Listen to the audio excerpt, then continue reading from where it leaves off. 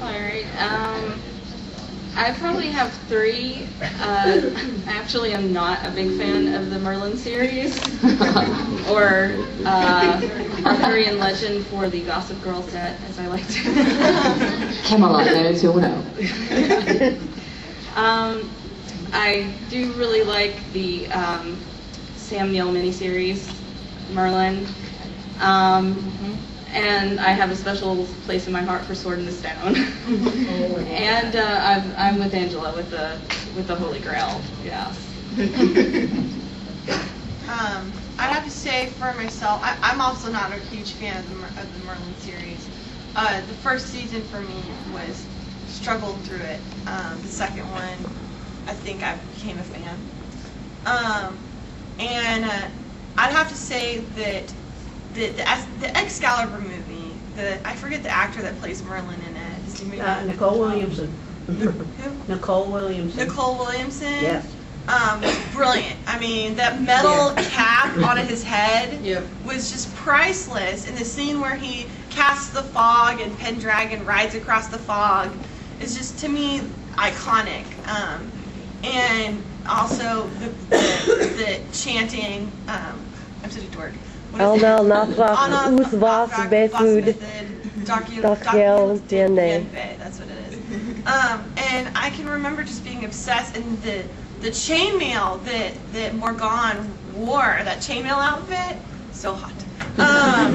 And you know, and the outfits, the way that it was done, the sword fight, the mythos behind it.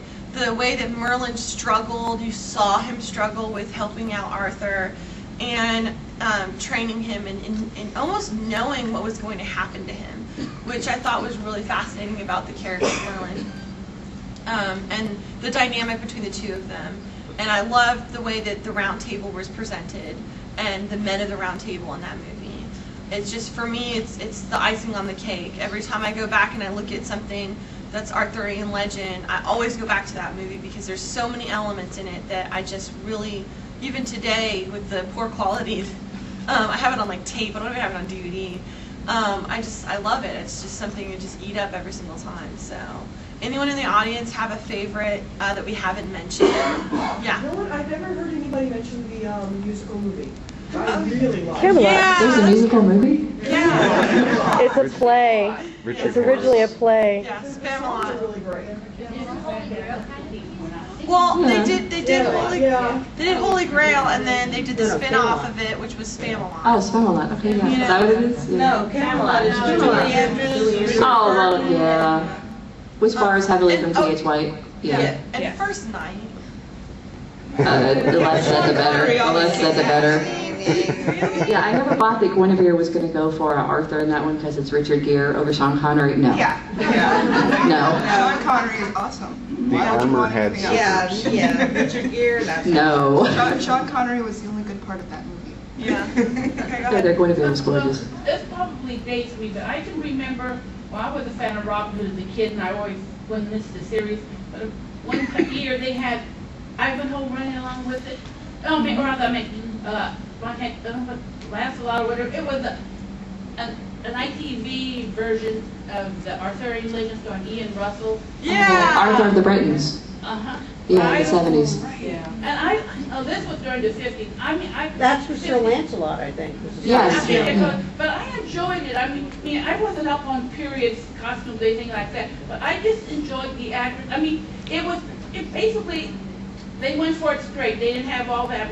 It turned out that Merlin was not really a magician, but he was smart. He was intelligent. He had figured out ways to keep track of what everybody was going on, and he enjoyed being portrayed. Everybody's thinking he was this great wizard. And and Lancelot tumbled onto him when they first met.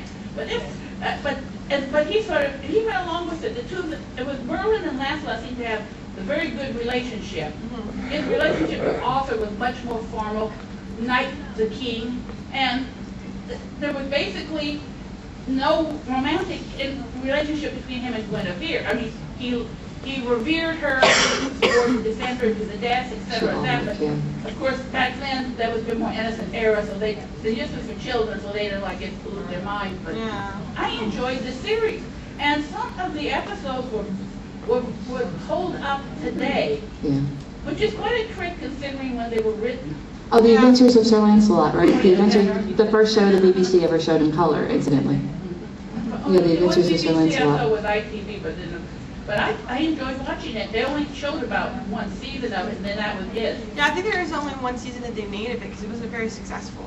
Of course, then after that, Ian Russell was in Doctor Who, so. Yeah, which was great. We got him through Sir Lancelot, which is really cool. They casted him for it, and after the show didn't do very well, he came back to his agent and said, I still want to work with the BBC and do something. And his agent was like, well, we'll see what we could do. Would you be interested in a little show called Doctor Who? And yes, please. He was like, yes. So it started from there. He basically once said when I was at a con at he wanted a paying job at the time. If you was offered to him, he wasn't picky about it. He took it. Yeah. Any other incarnations that we haven't?